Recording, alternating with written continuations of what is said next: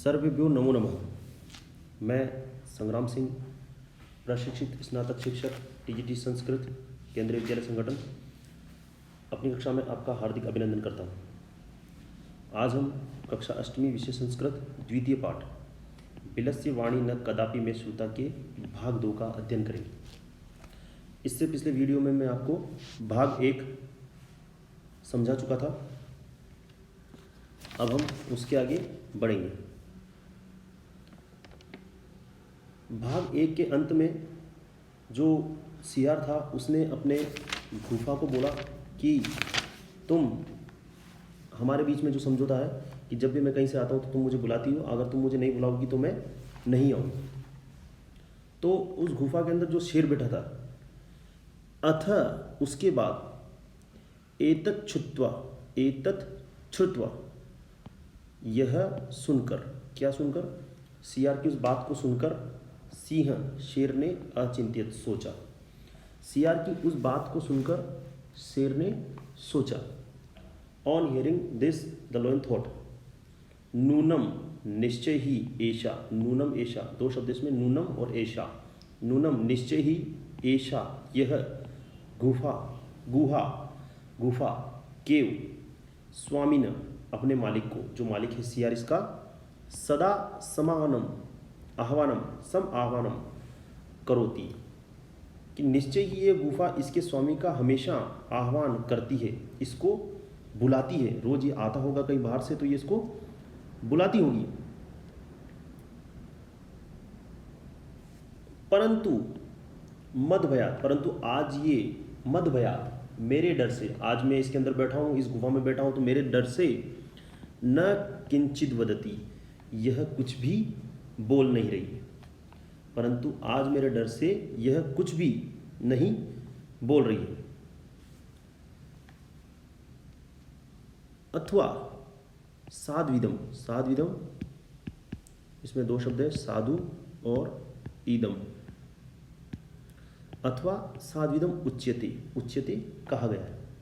अथवा यह साधु उचित, सही, करेक्ट, ईदम, अथवा यह सही कहा गया है।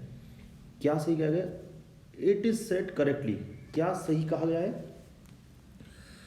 भय संत्रस्त मनसाम हस्तपादादिकाः क्रिया प्रवर्तन्तेन वाणी च वेपतुश्चादिको भवेत्।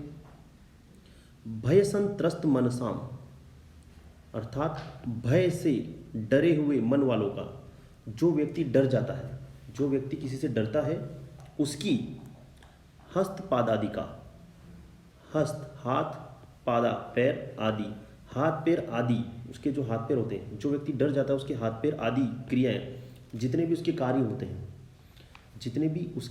होते हैं, न प्रवर्तन्ते, प्रवर्तित नहीं होते हैं, क्रिया नहीं करते। जब व्यक्ति डर जाता है तो उसके हाथ पैर आदि क्रिया नहीं, कोई काम नहीं करते हैं। वाणी च, और वाणी भी, उसकी जो वाणी होती है और जो बोलता है वो भी, वेपतु अर्थात कंपन, वाइब्रेट, अधिको, और अधिक कंपन, भवित, होने लग जाती है। कि जो डर जाता है उसके हाथ पैर काम नहीं करते हैं और उसकी वाणी भी अधिक कांपने लग जाती है। तो शेर ऐसा क्यों सोच रहा है? शेर इसलिए सोच रहा है कि उस शेर ने सोचा कि ये जो गुफा है ये भी मेरी वजह से डर रही है, इसलिए ये कांप रही है, ये कुछ बोल नहीं पा रही है। इसलिए उचित कहा गया है कि डरे हुए मनुष्यों का हाथ पैर क्रियाशील नहीं होते, हाथ पैर कार्य नहीं करते हैं और उसकी वाणी भी अधिक कांपने लग जाती है। The activities of hands and feet of the frightened people do not work and their speech also starts vibrating. आगे चलते हैं। तद अहम, तो मैं, अब वो बोल रहा है कि शायद ये गुफा इसलिए बोल नहीं रही है, तो मैं अस्य इस श्रृंगाल का आह्वान करोमि, करता हूं। तो मैं क्या करता हूं? खुद बोल जाता हूं। गुफा नहीं बोल रही तो मैं बुला लेता हूं इसको। एवं स बिले, और जब मैं इसको बुलाऊंगा, स वह कौन? सियार, बिले प्रविश्य, बिल में प्रवेश करके, मेरा भोज्यम, मेरा भोजन भविष्यति होगा, मेरे द्वारा उसका भोजन कर लिया जाएगा। और जब वह बिल में प्रवेश करेगा तो मेरे द्वारा उसका भोजन कर लिया जाएगा।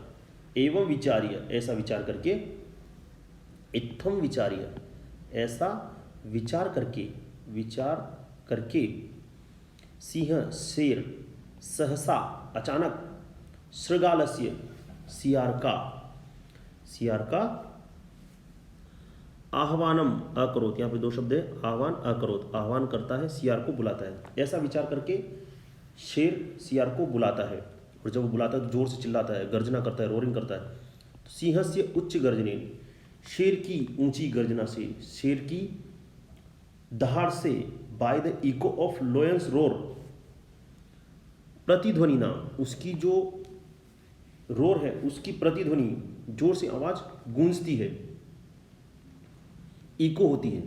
सा गुहा, वह गुफा, उच्चे, जोर से, श्रृगालम, आहव्य, श्रृगाल को बुलाती है।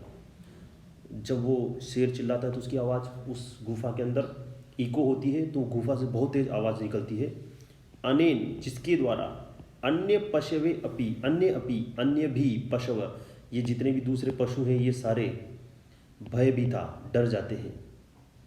उसकी आवाज़ सुनकर सारे पशु डर जाते हैं। श्रृगालो अपि, सियार भी, तथा उसके बाद दूर पलायमानम, सियार भी समझ जाता है कि अंदर शेर है, और दूर पलायमानम, दूर भागता है, सियार भी वहाँ से दूर भागता है। और इयम अपठत, यह पढ़ता है, वहाँ से शेर दूर भागते हुए यह पढ़ता है। क्या पढ़ता है?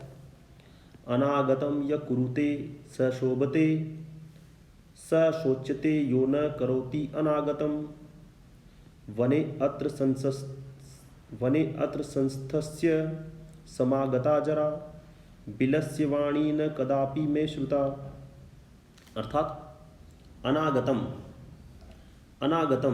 आने वाले दुख को, जो फ्यूचर में आपके ऊपर दुख आ रहा है, फ्यूचर में जो आपके ऊपर दुख आ रहा है, यह कुरुते, यह जो उसको कर लेता है, उसको भांप लेता है, जिसको ज्ञान हो जाता है, आने वाले दुख के बारे में जिसको पता चल जाता है, सशोभते, वह हमेशा शोभा पाता है, खुश रहता है। जैसे उस सियार को पता चल गया था कि अंदर शेर है, उसको पता चल गया था अंदर जाऊंगा तो मेरा शिकार कर लिया जाएगा, मैं मर जाऊंगा, तो ऐसा उसने आने वाले दुख को पहले से ही सोच लिया, तो वह शोभा को पाया, मतलब वह खुश रहा, वहां से चला गया, उसकी जान बच गई।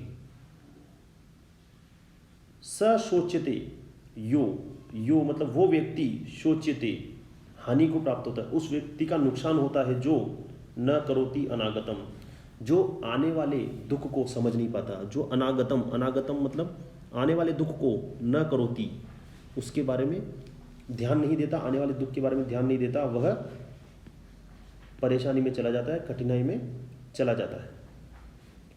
वने अत्र, अब सियार बोल रहा वने अत्र, इस वन में रहते हुए, संस्थस्य स्थित, इस वन में रहते हुए, समागता आ गई है, समागता आ गया है, जरा बुढ़ापा, इस वन में रहते हुए मुझे बुढ़ापा आ गया है।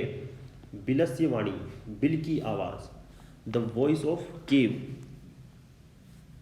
न कदापि, कभी भी मेरे द्वारा सुनी नहीं गई। इस जंगल में रहते हुए मुझे बुढ़ापा आ गया, परंतु मैंने इस ऐसे बिल की आवाज़ कभी भी नहीं सुनी। तो ये आपके पाठ यहीं समाप्त होता है।